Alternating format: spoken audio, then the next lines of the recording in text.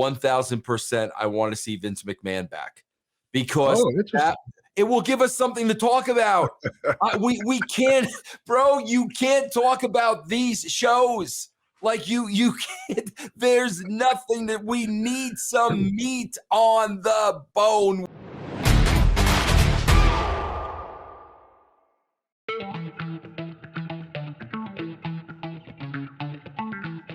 What's going on, everybody? This is Dr. Chris Featherstone here for yet another episode of Writing with Russo. I am here with the former WWE head writer, former WCW World Heavyweight Champion, and the helium biceps of steel, ladies and gentlemen. His name is Vince Russo. Yes. What is going on, Dr. Chris? What is going on? How's it going? How's it going? Lots of news, man. You got me abreast of today, man. Good stuff that you gave me the news, but craziness that it's funny, bro, because I think the topic is supposed to be what do we want to see in wrestling or the WWE in 2023. Yeah. Bro, I'm not kidding you. What I really want to see, if that's the topic of conversation, 1000% I want to see Vince McMahon back.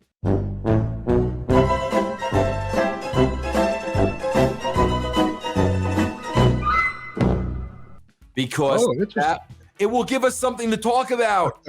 We can't, bro. You can't talk about these shows like you can't. There's nothing that we need. Some meat on the bone. We need something to talk about other than the programs.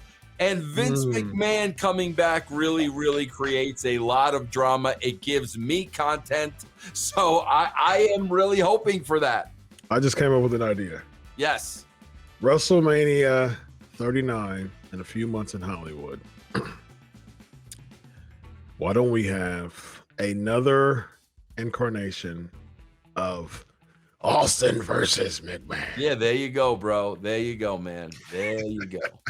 We saw a little bit of it last year when Austin came back. McMahon did his deal.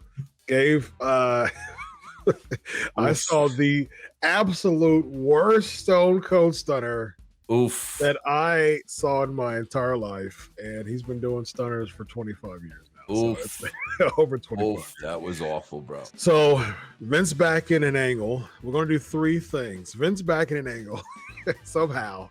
You want to see Austin versus Vince at WrestleMania, which I think it would build a better story if we saw Austin versus Vince. I will be honest with you, but I don't want to see Vince again.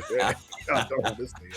So if you can live vicariously through theory, maybe. Dr. Chris, I had a pop yesterday because this sums up the wrestling business in a nutshell. Yeah.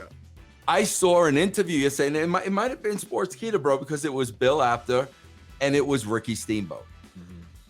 And Apter asked him, bro, everybody thought Flair was gonna have his return match against you. What happened? It seemed to fall through at the last minute, right? So Steamboat tells Apter, yeah, man, Conrad's called me. This is gonna be Flair's last match. I was very, very interested in it. Conway and his wife, I went to Nashville. Conway and his wife took me and my wife out to dinner. We had a great dinner. We talked about the angle. We talked about money and everything else.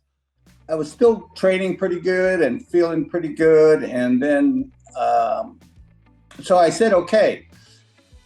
And we haven't signed or sealed the deal on the money part of it. But what put the nail in the coffin is about a week after that, I found out that Flair was wearing a pacemaker. Then all of a sudden, Conrad told me that Ric Flair had a pacemaker. Yes. Bro, that's the wrestling business in a nutshell. I popped so freaking loud. That's the wrestling business, bro, right there. Good point. And that's why, thank God, that's why Steamboat pulled out. Yes, indeed. He's a stand-up guy for sure, man.